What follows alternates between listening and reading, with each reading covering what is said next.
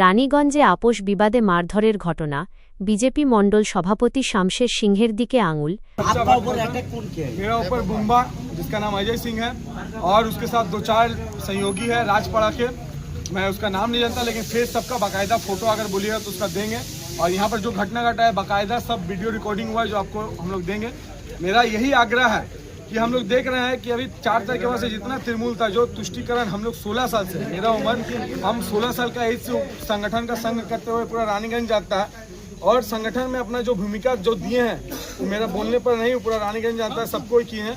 उसके बावजूद आज जब तृणमूल के शासन में था हो सकता है मेरे ऊपर 1000 केस हुआ होगा, एलिगेशन हुआ होगा, लेकिन इस तरह का घटना कभी भी नहीं घटा जो आज यहाँ रानीगंज के बादशाह चटर्जी का ऑफिस में चला। और ये ऑफिस नहीं है, इस सिंडिकेट का ऑफिस है, सिंडिकेट का। यहाँ से कोयला, बालू और आदमी का असहाय जो आराम से जो काम जो एक फोन पे किसी का असहाय आदमी का, एक सिंपल आदमी का काम हो सकता है वो ये ऑफिस से चलता है और धंधा वही चलता है। और ये ऑफिस आज से नहीं तृणमूल के शासन से चल रहा है, तृणमूल के शासन से 60 गांठ से चल रहा है। और वर्तमान बीजेपी में और भी इस तरह का व्यक्ति जब तक संगठन में रहेगा, जब तक भाजपा में रहेगा, हम लोग जो उद्देश्य से भाजपा का सरकार आने के बाद जो उद्देश्य से कार्य करना चाहते हैं वो कभी नहीं होगा। और हम लोग को यहाँ पर बात करने के लिए बुलाया गया था, म्यूचुअल करने के लिए बुलाया गया था, लेकिन उसका परिणाम आप यहाँ जीता जागती देख रहे हैं। मेरे साथ हम लोग के यहाँ लालू भाई के साथ हम लोग सबको जानते हैं कि संगठन के लिए इनका जो समर्पण है वो कोई छोटा बात नहीं है। यहाँ तक कि देखिए मेरा मामा का कोई दोस्त भी नहीं है।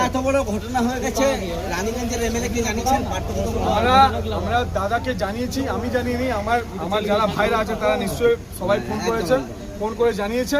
এবং আমরা চাই এরকম লোক যদি এই সংগঠনে থাকে আগামী দিন আমাদের জন্য তৃণমূল থেকে আরও অতি ভয়ঙ্কর হবে। আমরা আগামী দিন টিকতে পারবো না। যখন আমাদের ছেলেরা এসছে এখানে রাজু গোড়ায় যে বড় বড় কথা বলছিল তারা সবাই বসে এই অফিসে বসে মদ পান করছিল, মদ খেয়ে সবাই একটা ভিড়। আর আমি আপনাকে বলছি, চ্যালেঞ্জ নিয়ে বলছি, যারা বিজেপির জন্য যে আমাদের এমএলএ সাহেবের সঙ্গে 10 জন 12 জন মিলে গলি গলি ডোর টু ডোর প্রচার করেছে তারা কেউ এখানে নেই। সব তৃণমূলের দল দাসরা যারা পুঁজিপতি, যারা এতদিন বালি কয়লার সিন্ডিকেটে পয়সা খেয়েছে তারা এদের মতন নেতাকে পয়সা দিয়ে সোনার চেন দিয়ে এখানে অফিস স্থাপিত করেছে। আর এই অফিস বিজেপির শাসনই ছিল, এখন আছে, তার তৃণমূলের শাসনই ছিল। এরা সবসময় সেটিংয়ে রাজনীতি করে এসছে, তার পরিণতি আজ আমরা দেখতে পাচ্ছি। আজ আমার উপর হচ্ছে কোনো অসুবিধা নেই, ঠিক আছে। আর যদি আমি সংগঠন করার পর এই পরিণাম হয় তো ঠিক আছে। আমার রাজ্য সভাপতি বারবার কিন্তু আঙ্গুল দেখিয়ে বারবার বলে, রাজ্য সভাপতিকে কি আবেদন জানাবো? আমরা এটাই আবেদন দ্বারা করব যেভাবে বিভিন্ন জায়গাতে এসব দল দাসের দ্বারা সেটিংবাজ নেতারাদেরকে পার্টি থেকে বহিষ্কৃত করা হয়েছে, তাদেরকে এইভাবে বহিষ্কৃত করা এদের উচিত, আইনভাবে এদের উপর স্টেপ নেওয়া উচিত। আপনি দেখুন আমার মামা কোনোদিন জীবনে কোনো সংগঠন কিছু করেনি, কিন্তু আজ ওর দেখুন আমার মামা হওয়া উচিত। একদম আমরা বলছি তো, এরা টাকা নিয়ে রাজনীতি, রানীগঞ্জে প্রত্যেকটা পার্টির লোক, প্রত্যেকটা সাংগঠনিক লোক জানে, কিন্তু এই বিষয়ে বলে না। প্রশাসনকে আমরা প্রশাসন যদি সঠিকভাবে যেভাবে আমাদের মুখ্যমন্ত্রী বলেছে সবার প্রতি ফেয়ার এবং যদি নিষ্ঠানভাবে যে কাজ করা হয় যদি করা হয় তাহলে সবার উপর শাস্তি হবে যারা আমাদেরকে। আর বাকায়দা রেকর্ডিং এবং ভয়েস কল আমি দেবো। আমি এরকম কথা বলছি না, আমি প্রমাণ দিয়ে ভয়েস রেকর্ডিং এবং ভিডিও রেকর্ডিং প্রমাণ দিয়ে বলবো। আপনি দেখুন আমার মামার কোনো দোষ নেই, কোনোদিন সাংগঠনিক কোনো কাজ নেই।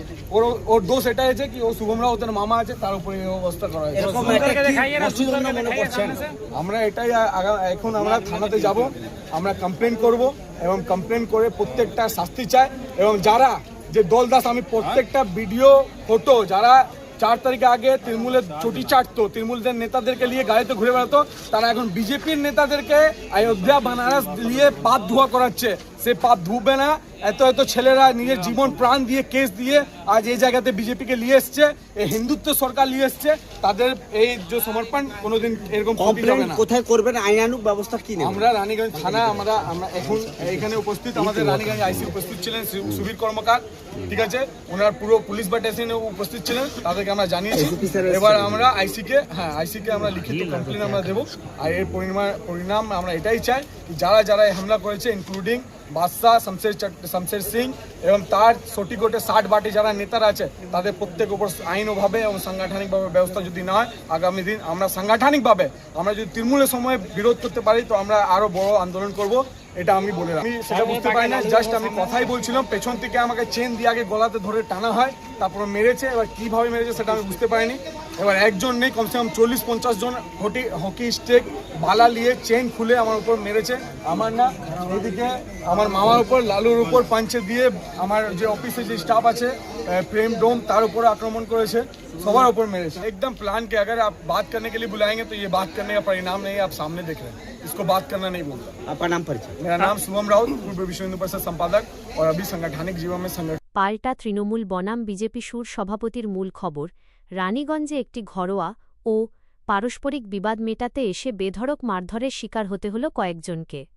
এই ঘটনায় সরাসরি আঙুল তোলা হচ্ছে রানীগঞ্জ বিধানসভার মণ্ডল ১-এর সভাপতি শামশের সিংহের দিকে। অভিযোগ, বিবাদ নিষ্পত্তির নাম করে শুভম ও তাঁর সহযোগীদের ডেকে এনে আক্রমণ চালানো হয়। শুভমের দাবি, রানীগঞ্জ স্টেশনের কাছে অবস্থিত বিজেপির একটি পার্টি অফিসে তাঁদের ডেকে পাঠানো হয়েছিল। সেখানে ঢোকামাত্রই হকি স্টিক, লোহার চেন ইত্যাদি দিয়ে তাঁদের ওপর বেধড়ক মারধর চালানো হয়। এই সম্পূর্ণ ঘটনার পেছনে বিজেপি মণ্ডল ১-এর সভাপতি শামশের সিংহ সরাসরি যুক্ত বলে অভিযোগ তুলেছেন শুভম। অন্যদিকে এই বিষয়ে রানীগঞ্জ বিধানসভা মণ্ডল ১-এর সভাপতি শামশের সিংহের মতামত জানতে চাওয়া হলে তিনি পুরো ঘটনাটি অস্বীকার করেন।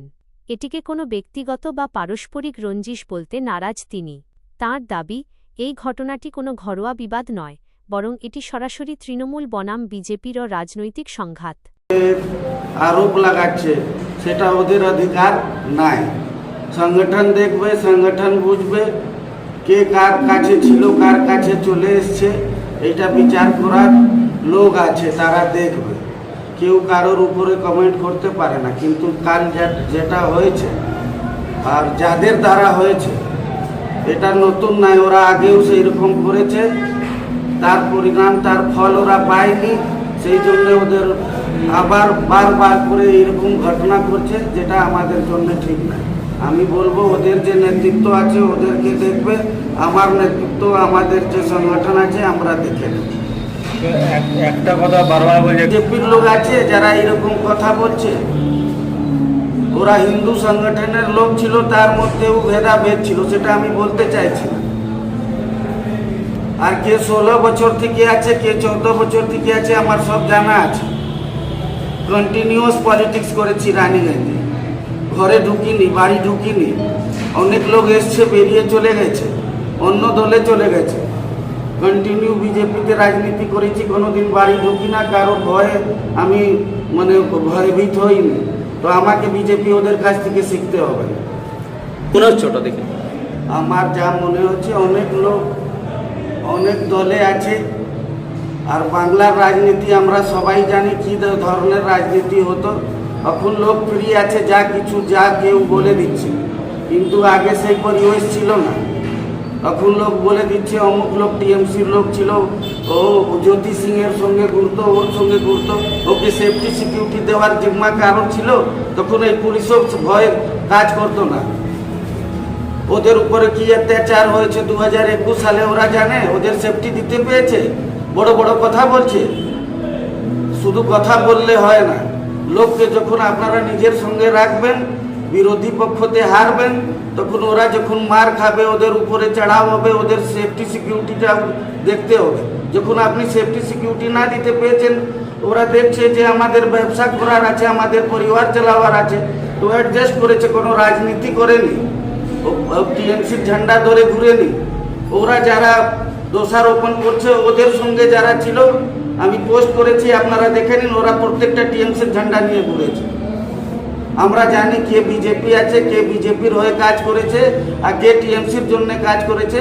আমাদেরকে বুঝতে হবে না, আমরা ভালোভাবে নিজের সব মন প্রাণ দিয়ে সংগঠন করে এসেছি। তো এইভাবে যদি ঘটনা ঘটে, পলিটিক্যাল লোক নয় যারা আপনারা যাকে বলছেন, they are not a political person, they are Hindu organisation people. তাও কি ওরা খুব দায়িত্বতে নাই, তার আগেও দায়িত্বতে ছিল না, কিন্তু সমান ওরা অফিস খুলে বসে আছে। যে সংগঠন আছে, যেকে ওদের সংগঠন দায়িত্ব দিয়েছে, তাদের প্যারালালি ওরা অর্গানাইজেশন চালাবার চেষ্টা করছে। ওনার যে উপরের সংগঠন আছে, ওনাদের যে উপরের নেতৃত্ব আছে, তাদের কাছে আমি বলবো যে এই প্যারালাল নিয়ে যাবার কথাটা ছেড়ে ওদের একটি শিক্ষা দেওয়া দরকার আছে। আর আমাদের মধ্যে যারা আছে যারা ওকে প্রশ্রয় দিচ্ছে তাদেরকেও বার্তা দিতে চাইছি যে এইরকম লোক যে নিজের সংগঠনের জন্য ঠিক নাই, সে আপনার আমার সংগঠনের জন্য কোনোদিন ঠিক হবে না। সেই রকম লোক থেকে বেঁচে চলতে হবে, এটাই আমার নিজের সংগঠনের যারা আছে তাদেরকেও বার্তা দিতে চাইছি। থ্যাংকস।